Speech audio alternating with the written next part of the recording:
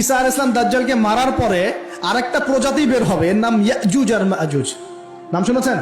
এই যে এই সূরার মধ্যেই আছে, এই সূরা কাহফের কথা বললাম না, সূরা কাহফের পিছনের দিকে আছে ইন্না ইয়াজুজ ওয়া মাজুজ মুফসিদুনা ফিল আরদ।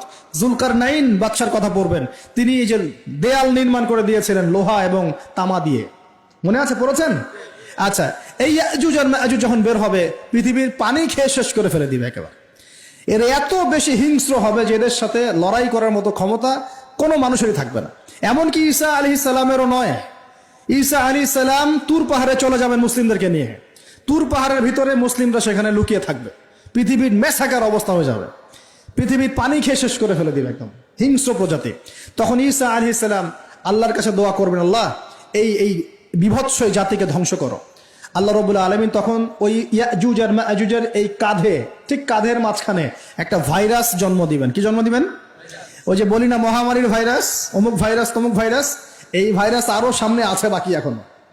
ওই ভাইরাসে, ওই পোকায়, ওই ব্যাকটেরিয়া বা যেটাই হোক আল্লাহ পাক যাই দিবেন, এতে করে ইয়াজুজ আর মাজুজের পুরো প্রজাতি ধপ ধপ ধপ করে মারা যাবে। মানে এটা ছোঁয়াচে রোগ হবে। কি রোগ হবে? ছোঁয়াচে। ঠিক যেমন আমরা একটু করোনা দেখলাম না, একজন থেকে আরেকজন, একজন থেকে আরেকজন, এরকম জিনিস চলবে আরো বিশ্বে। আর এখনকার নতুন রিসার্চ হচ্ছে ওই সাইবেরিয়া অঞ্চলের যে বরফগুলো আছে না, ওর নিচে এই 1 লাখ বছর, 1.5 লাখ বছর, 2 লাখ বছর আগের ভাইরাসগুলো নতুন করে জায়গা শুরু করেছে এখন। হ্যাঁ, এগুলো বিজ্ঞানীরা বলছেন যে এগুলো আবার কোন দিন জানি পৃথিবীতে আত্মপ্রকাশ করা শুরু হয়। সবকিছুই ঘটবে। বিশ্বটার খুব রহস্য আছে, বিশ্বটার অনেক রহস্য আছে। আল্লাহ পাক এগুলো খেলার ছলে সৃষ্টি করেন নাই, পরীক্ষা। লিয়াবলুয়াকুম আইয়ুকুম আহসানু আমালা, আল্লাহ পাক বলেছেন। এরপরে ইয়াজুজ আর মাজুজের সব প্রজাতি মারা যাবে। নবীজি বলছেন জমিনে কোনো জায়গায় ফাঁকা থাকবে না, সমস্ত জায়গাতেই ওদের দেহ পড়ে থাকবে। আল্লাহু আকবার। এরপরে ঈসা আলাইহিস সালাম আল্লাহকে বলবেন, আল্লাহ জমিনটাকে পবিত্র করে দাও। আল্লাহ পাক কি করবেন জানেন? বড় বড় নখরওয়ালা, বড় বড় নখ আছে, নখ দেখেছেন? বড় বড় নখ, বড় বড় নখওয়ালা একটা স্পেশাল প্রজাতির পাখি আল্লাহ পাঠাবেন। কি পাঠাবেন? পাখি। এটা কোন পাখি, কি নাম আমরা জানি না। ঠিক এরকম করে এই এক শ্রেণীর পাখি আল্লাহ পাঠাবেন যাদের নখগুলো খুব বড় বড় হবে, বিশাল বিশাল নখ। এই নখগুলো দিয়ে তারা দেহগুলোকে উঠাবে, উঠিয়ে নিয়ে কোথায় যে ফেলে দেবে আল্লাহ ভালো জানেন। সুবহানাল্লাহ, আল্লাহু আকবার। আল্লাহ পাক বিশ্বে কত কি বাকি রেখেছেন এখন। এরপরে আল্লাহ পাক কি করবেন জানেন? আল্লাহ পাক বৃষ্টি বর্ষণ করবেন। এত বেশি বৃষ্টি হবে, এত বৃষ্টি হবে, জমিন ধুয়ে পরিষ্কার হয়ে যাবে। হাদিসে আসছে জমিন একদম চকচক করবে, জমিটা পরিষ্কার হয়ে চকচক করতে থাকবে। এরপরে কারণ ওই ভাইরাস তো ধুইতে হবে না, ভাইরাসকে ধুয়ে সাফ করতে হবে। তারপরে ঈসা আলাইহিস সালামের সময়ে বলা হচ্ছে, তার সময়ে একটা ডালিম, ডালিম দেখেছেন কিনা? আনার ডালিম, এই ডালিমের যে খোসা হয় না, এই ডালিমের খোসার নিচে একটা পুরো পরিবার আশ্রয় নিতে পারবে।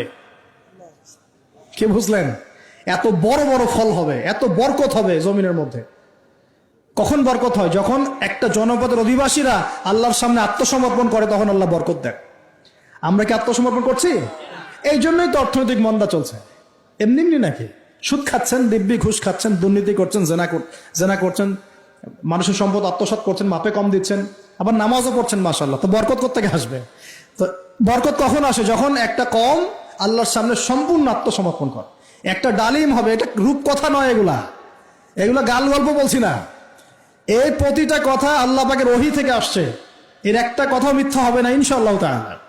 বিশ্ববাসীরা দেখবে একটা ডালিমের নিচে একটা পরিবার আশ্রয় নিতে পারবে। এত স্পেসিফিকলি বলা হয়েছে হাদিসগুলোতে। নবী সাল্লাল্লাহু আলাইহি ওয়াসাল্লাম বলেছেন যে 10 জন ঘোড়সওয়ার, কয়জন ঘোড়সওয়ার? 10 জন ঘোড়সওয়ার বের হবে ইমাম মাহদীর সময়, যারা খোঁজ নিতে যাবে যে দেখি দাজ্জাল বের হয়েছে কিনা। ঘোড়ায় করে খোঁজ নিতে যাবে, দেখি দাজ্জাল বের হয়েছে কিনা। ওই 10, নবীজি বলছেন আমি ওই 10 জনের নামও জানি, ওদের বাবার নামও জানি। সুবহানাল্লাহ। এত স্পেসিফিক জ্ঞান দেয়া হয়েছে আল্লাহর পক্ষ থেকে নবী সাল্লাল্লাহু আলাইহি ওয়াসাল্লামকে। তার হাদিস থেকে বলছি যে ডালিমের নিচে পরিবার আশ্রয় নিতে পারবে। তো অনেকে হয়তো হাসবে, কি বলে একটু উল্টা পাল্টা কথা, তাই না? নাস্তিকরা মনে করতে পারে যে হাসবে, আর হাহারি এক দিয়ে রেখে দেবে। এখন মানুষ ফেসবুকের মতো চিন্তা করে, ফেসবুকের মতো হাসে, ফেসবুকের মতো কাঁদে। মানুষ এখন রোবটিক হয়ে গেছে। ঠিক আছে? আচ্ছা, তো এরপর কি? এরপরে বরকতের এই সময়টা শেষ হয়ে যাবে কখন? যখন মানুষ আবার সেই জেনা, পাপ, শিরিক, কুফর এগুলোতে লিপ্ত হবে। আল্লাহ রাসূল বলছেন এমন একটা মানুষও বাকি থাকবে না, একটা মানুষও না যে খালি লা ইলাহা ইল্লাল্লাহ কালিমাটা পড়তে জানে, এমন একটা মানুষও বাকি থাকবে না। বলেন নাউজুবিল্লাহ। ওরা হবে এই পৃথিবীর সবচেয়ে নিকৃষ্ট মানুষ। ওদের চেয়ে নিকৃষ্ট কোনো মানুষ এই পৃথিবীতে হবে না। এখনো কি এরকম সময় আসে নাই? এখন কি লা ইলাহা ইল্লাল্লাহ আছে না? আছে, হ্যাঁ, হয়তো তার পূর্ণাঙ্গ প্রয়োগটা নাই, কিন্তু কালিমা তো আছে কি না? তখন নবীজি বলছেন এমন একটা যুগ আসবে যে লা ইলাহা ইল্লাল্লাহ বলার মতো একটা মানুষ খুঁজে পাওয়া যাবে না, আর মানুষ রাস্তাঘাটে কুকুরের মতো জেনা করবে। রাস্তাঘাটে কুকুর যেমন সঙ্গম করে না রাস্তাঘাটে, ওই রকম করে মানুষ রাস্তাঘাটে জেনা করবে। ওই সময়ে আল্লাহ রাব্বুল আলামিন পশ্চিম দিক থেকে সূর্য উঠাবেন। কোন দিক থেকে?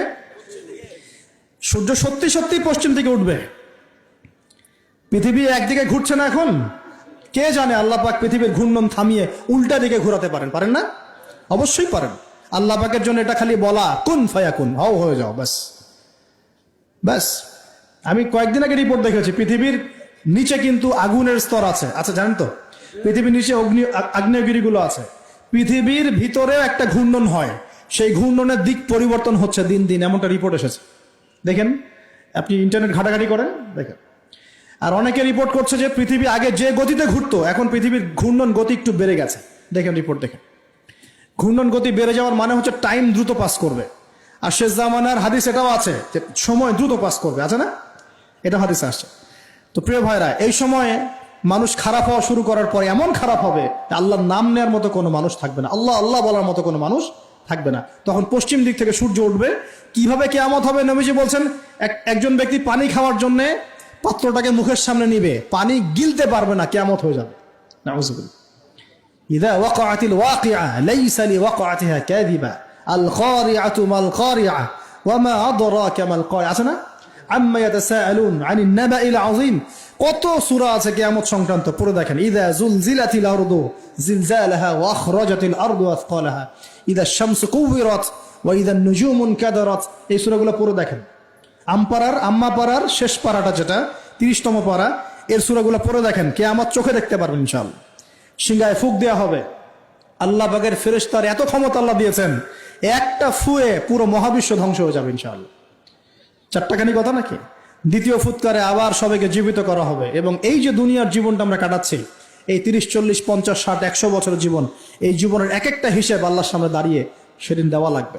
অতএব এই দুনিয়ার জীবনটাতে প্রস্তুতি গ্রহণ করি, 5 ওয়াক্ত নামাজ পড়ি, যাকাত দেই, কালিমা বোঝার চেষ্টা করি, আল্লাহ তাওহীদ শিখি, জানি, বুঝি, নবীর সুন্নত অনুযায়ী আমল করি, হালাল খাই, পরিবার গড়ি, মানুষকে সৎ কাজের দাওয়াত দেই, অসৎ কাজে নিষেধ করি, ইসলামকে আল্লাহর জমিনে প্রতিষ্ঠা করার চেষ্টা করি। আল্লাহ পাক যা দিয়েছেন, জানমাল, সময়, শ্রম, আল্লাহ পাক যা দিয়েছেন, ক্ষমতা, প্রতিপত্তি, সম্পদ, এগুলোকে আল্লাহর দ্বীনের জন্য ব্যয় করি। ইনশাআল্লাহ দুনিয়া সফল হব, পরকালে সফল হব ইনশাআল্লাহু আযজা ওয়া জাল। আল্লাহ পাক আমাদের সবাইকে সমকালীন ফিতনাগুলো সম্পর্কে সচেতন থাকার তৌফিক দান করুন, এবং এই রমজান, আসন্ন রমজানে পরিপূর্ণরূপে ইবাদত করার তৌফিক দান করুন, এবং এই ইবাদত এবং শিক্ষাগুলোকে সারা বছর ধরে রাখার তৌফিক দান করুন, এবং জামানা সম্পর্কে সচেতন থেকে আগামী দিনে যা হবে সেভাবে পদক্ষেপ নেওয়ার তৌফিক আল্লাহ পাক দান করুন। আমিন।